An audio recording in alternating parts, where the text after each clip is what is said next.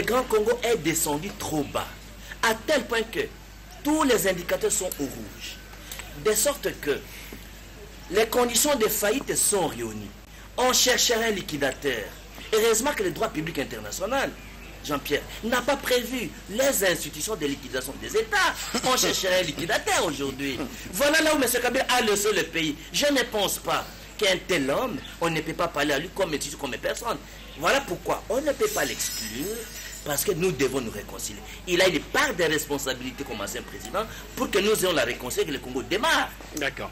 Alors, je ne suis pas dans la chasse à l'homme, je ne suis pas dans la haine, je suis dans la rancune. Et tout au long de mon combat, depuis que je suis de la prison, je n'ai fait qu'accorder le pardon et l'amnistie à tout le monde. Vous reconnaissez la victoire de Tshisekedi, vous semblez méconnaître la majorité que vous qualifiez de numérique de Kabila. Elle existe sur base des résultats octroyés. Pourtant, c'est la même CENI qui a consacré cette majorité, enfin qui l'a confirmée, y compris pour Tshisekedi. Comment expliquer ces contrastes dans vos livres?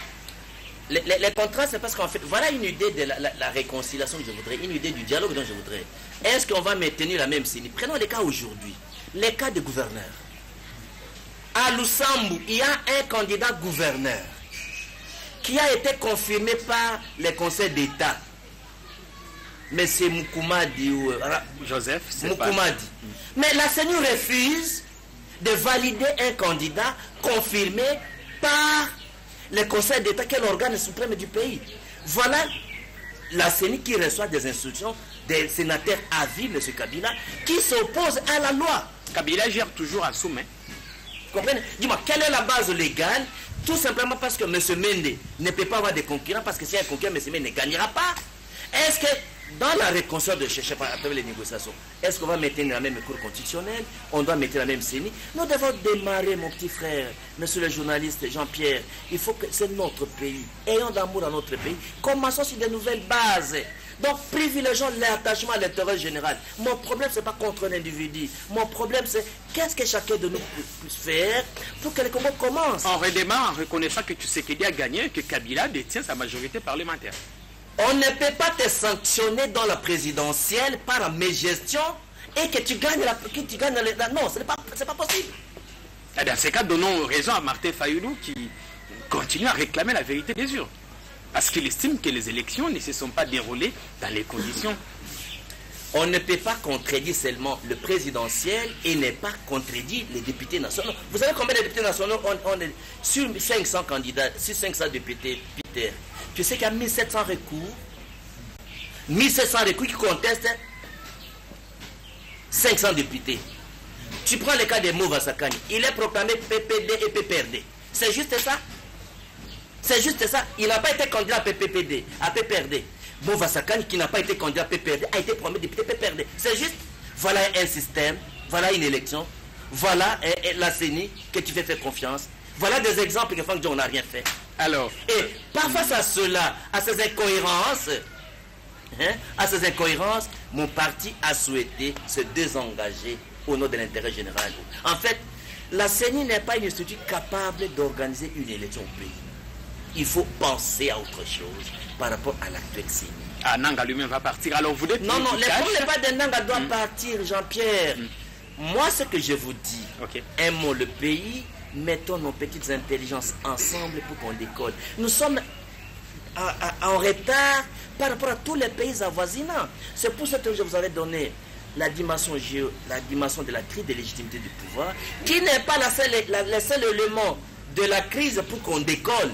Il faut faire incorporer tous les autres aspects, la donne géopolitique, la donne géostratégique, les statuts international du Congo et le rôle qu'il doit jouer à travers le monde tel qu'il a été conçu en 1835. Je pense que j'ai encore eu le temps pour une ou deux questions. Exactement. Une avant-dernière question. Vous n'êtes ni du cash ni de la mouka, vous êtes électron libre, vous n'avez pas de mandat électif. C'est pourquoi vous vous cachez derrière ces dialogues. Question pour vous, vous faire une santé politique et espérer avoir accès au gâteau. Un poste, comme on le sait, les dialogues aboutissent toujours par un partage de responsabilités. Je sais, Jean-Pierre, que tu ne crois pas à ta question toi-même.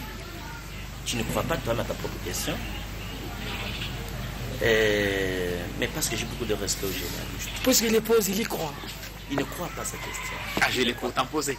Je sais qu'il ne croit pas à sa question. Allez-y, D'accord. En fait, Jean-Pierre, est-ce qu'il faut rire ou il faut s'interpeller soi-même? Parce que Jean-Pierre, ce sont les intelligences qui dirigent le monde. Peut-on interdire à un scientifique, à un nationaliste, de donner une idée, lancer une idée dans les débats pour l'intérêt national? C'est cette approche matérialiste, patrimonialiste, qui fait tomber le Congo. L'approche est simpliste là. En fait, Franck Diongo est d'ensemble de Moïse Katumbi. Mon parti est membre d'ensemble. Mon parti s'est désengagé des élections. La MOUCA est une plateforme électorale. Le parti n'a jamais quitté ensemble de Moïse Katumbi. Jamais. D'ailleurs, même Jean-Pierre Bemba, nous sommes en contact permanent. Tout le monde, tous les opposants, on a un contact permanent. Tu comprends? Donc, ce qu'il faudra noter ici, quand je dis que tu ne crois pas à ta question, avant de revenir, quand je prends la position... Apparemment, la question vous a embarrassé. Ça ne m'a pas embarrassé. Je préfère motiver la question pour que les gens comprennent. Quand tu prends la question du dialogue de la Saint-Go, Franck Diongo, qui était membre du Rassemblement, a refusé de passer au dialogue, a une position. Et les conclusions du dialogue, qu'est-ce que j'ai dit? M. Kabila ne va pas conclure un accord avec lui et l'exécuter. Est-ce que je n'ai pas raison? Il était de mauvaise foi, vous l'avez dit. De mauvaise foi. Et lorsqu'on a fait la résolution, on n'a même pas mis mon nom parmi les prisonniers emblématiques. J'ai interdit à mon parti de ne pas critiquer les résolutions, de ne pas soutenir, de ne pas critiquer, laisser parce que ça m'a avait décidé. Et là, c'était le partage des postes là-bas. Hein. Les dialogues, c'est pour partager. Mais je me suis désengagé de tout. Ici, cet exemple est une première chose. Deuxième chose, c'est prudence. Quand je dis que vous ne croyez pas, tout le monde sait que Franck Diongo a toujours refusé d'être ministre avec M. Kabila. Il le sera peut-être cette fois avec Tshisekedi. Tu comprends? Aujourd'hui, ici, ramener le combat de Franck Diongo au poste de ministre, c'est désacraliser même son combat. C'est désacralisé. Tu peux comprendre que quand on me dit qu'on va me tuer les 19, 2 semaines, 3 semaines avant, je sais que, et je vous dis, vous les journalistes, vous êtes notamment, Peter, il est là. Oh, je vous dis, je donne la date, soit tu as une fausse flagrance, soit on va me tuer. Je ne fuis pas, je suis à la maison. Tu penses que le poste est plus important que la vie de Franck Diongo? On casse la prison. J'avais 15 gars de Dicor.